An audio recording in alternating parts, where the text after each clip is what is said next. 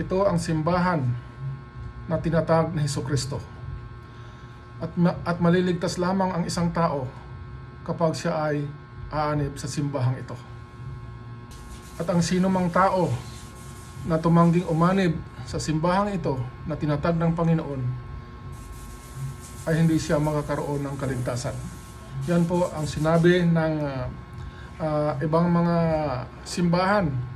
Hindi lamang isang simbahan ang nagtuturo ng ganong katuruan sa kanilang mga tagasunod. Maging sa ibang bansa, mayroong mga relihiyon, mayroong mga simbahan na nagtuturo na maliligtas lamang ang isang tao kapag umanib sa kanilang relihiyon o sa kanilang church.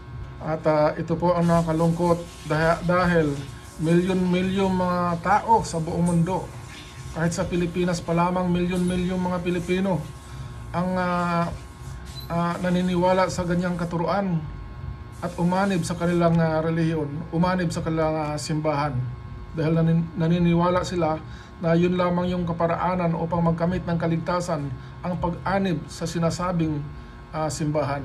Pero mga kaibigan, kung pagbabasihan natin ng Biblia ay hindi po ganoon ang sinasabi.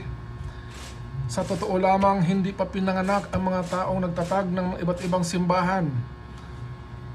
Mayroon na po tayong kaligtasan nakasulat na sa Biblia bago isinilang ang mga taong nagtatag ng relihiyon na isulat na sa Biblia kung ano ang kaparaanan ng Diyos para sa ating kaligtasan.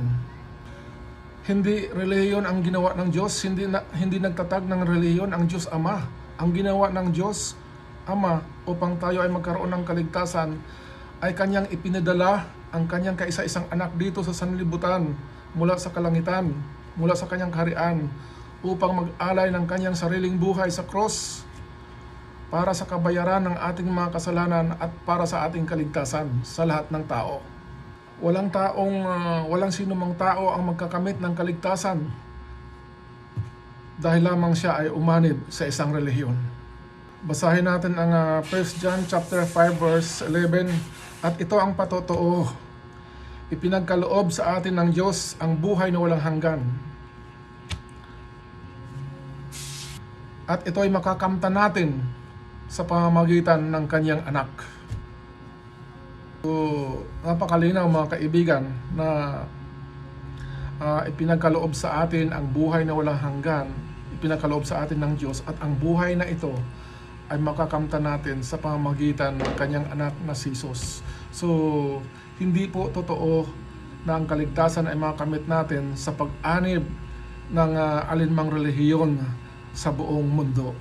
Walang ibang paraan ng kaligtasan ng sinumang tao kundi sa pamamagitan ni Jesus lamang.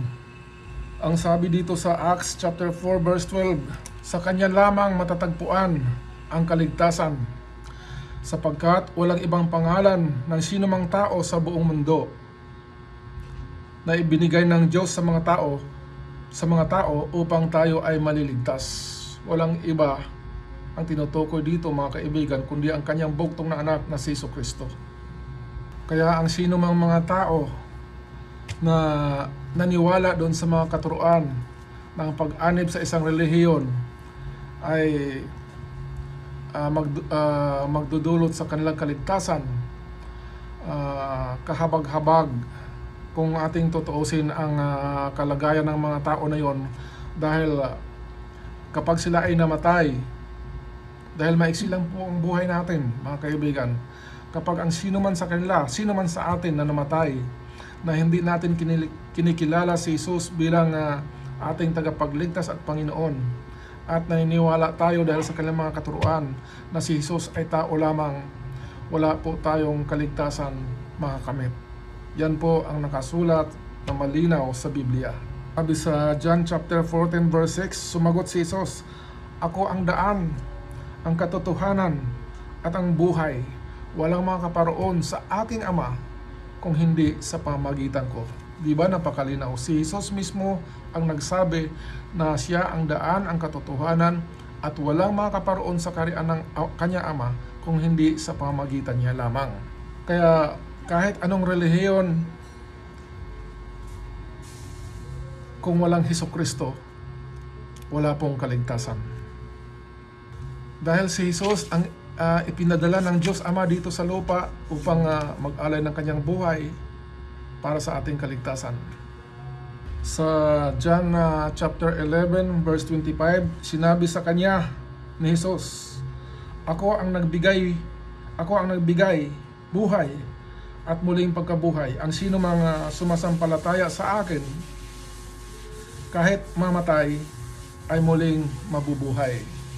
At sa verse 26 ng John chapter 11, ito ang sinasabi, At sino mang nabubuhay at na sumasampalataya sa akin ay hindi mamamatay kailanman.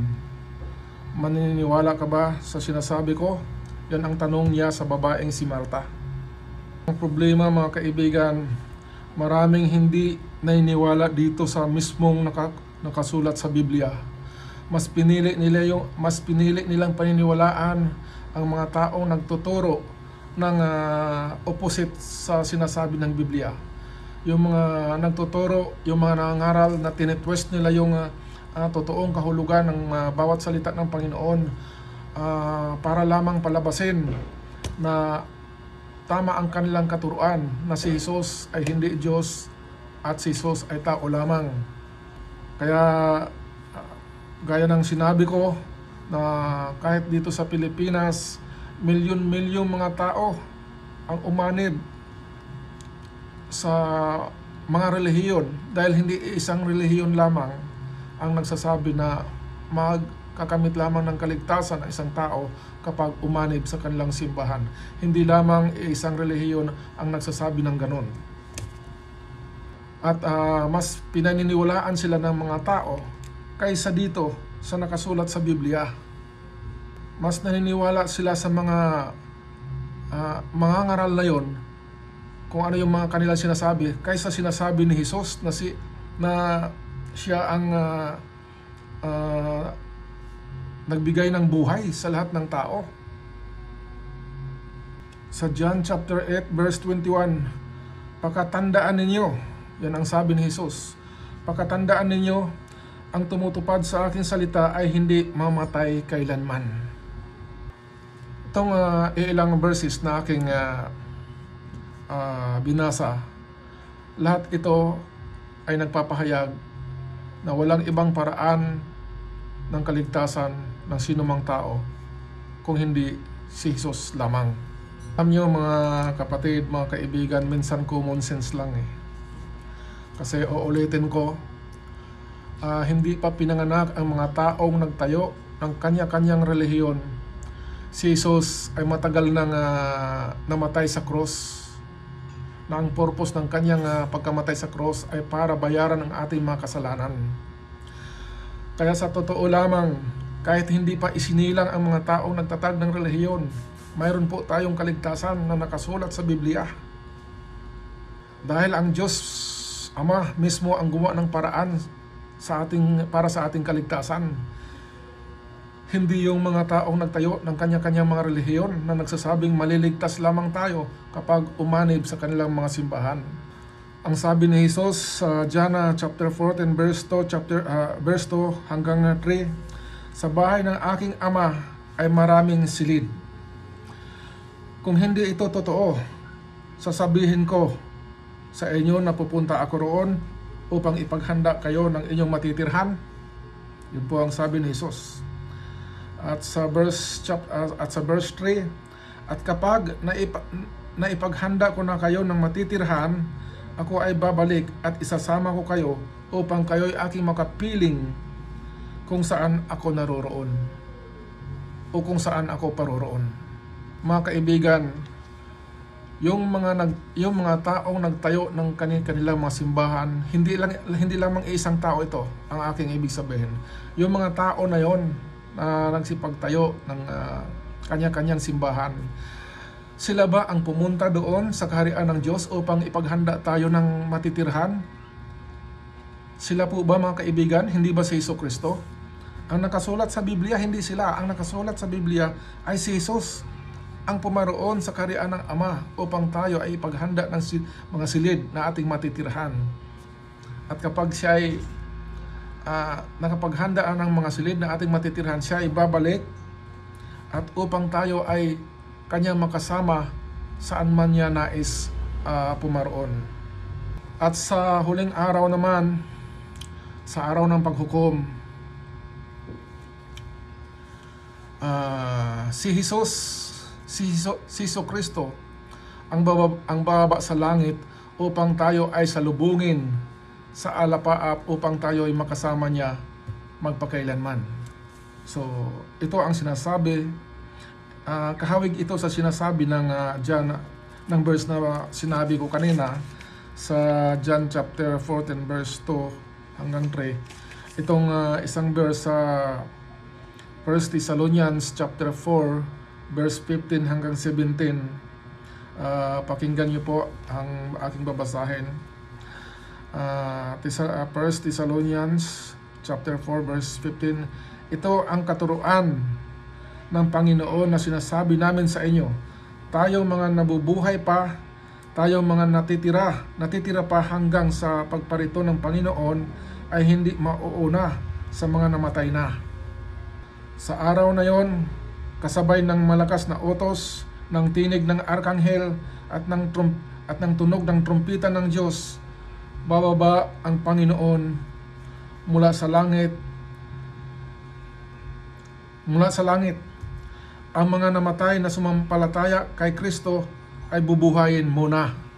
Ibig sabihin, mga kaibigan, sa araw ng paghukom, bababa si Jesucristo mula sa langit, at ang mga namatay na sumasampalataya sa Kanya, yun ang bubuhayin, mas unang bubuhayin.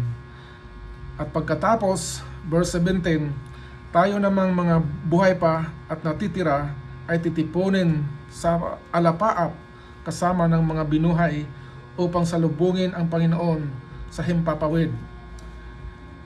Sa gayon, makapiling natin siya magpakailanman. So yun po ang sinasabi ng Thessalonians, 1 Thessalonians chapter 4 verse 15 hanggang 17.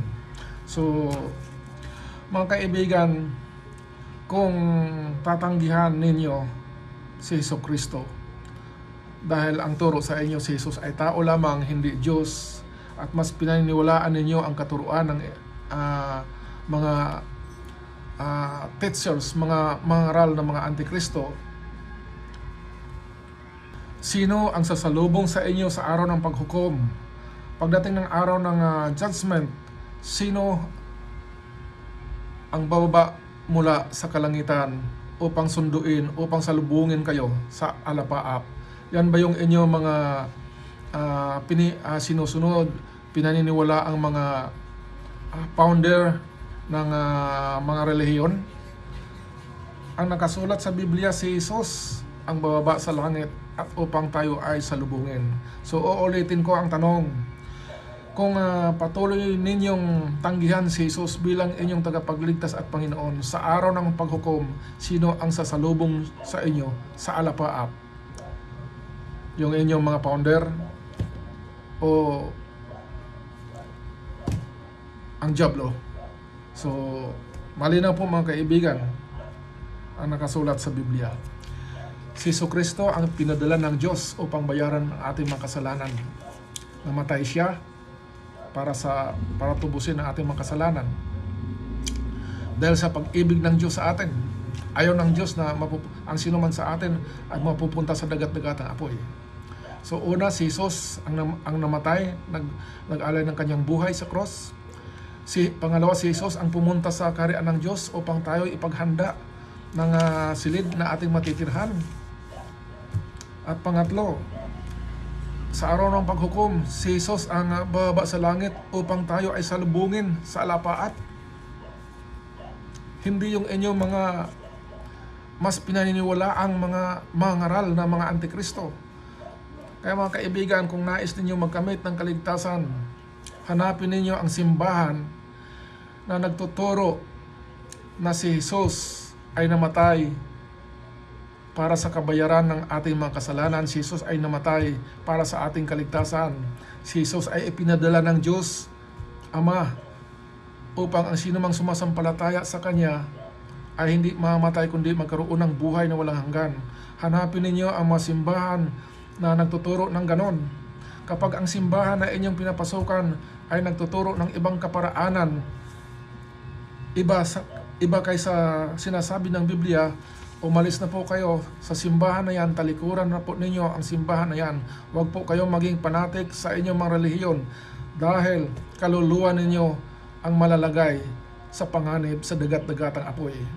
Lahat ng taong mamatay na hindi nakilala si Jesus, walang relationship sa Panginoong Hesukristo, hindi sumasampalataya kay Hesukristo, ay wala pong buhay, walang kaligtasan ang mga kamit. Hindi makaranas ng buhay na walang hanggan. Yan po ang sinasabi sa Biblia. Babasahin ko lang itong sinasabi dito sa John chapter 3 verse 18 at saka verse 36. Sa verse 18, hindi hinahatulang maparusahan ang sumasampalataya sa anak. Ngunit hinahatulan na ang hindi sumasampalataya sapagkat hindi siya sumasampalataya sa kaisa-isang anak ng Diyos. So malinaw mga kaibigan ang sinasabi dito na ang sino mang sumasampalataya ay hindi parurusahan. Ngunit ang hindi sumasampalataya ay pinarusahan na. May hatol na. Kaya kung manatili kayong hindi sumasampalataya sa Panginoon hanggang sa mga oras na ito, kung sakaling kayo ay mamatay sa mga oras na ito, may hatol na po kayo. Ang hatol ninyo ay hindi pupunta sa kaharian ng Diyos, kundi ang pupuntahan ninyo ang dagat-dagatang apoy. Dahil ang dagat-dagatang apoy, yun yung lugar na nakalaan sa lahat ng taong hindi kumikilala kay Jesus bilang Diyos, bilang kanilang tagapagligtas at Panginoon. Samantalang ang sinasabi dito,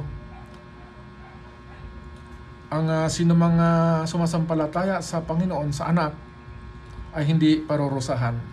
At babasahin natin ang verse 36.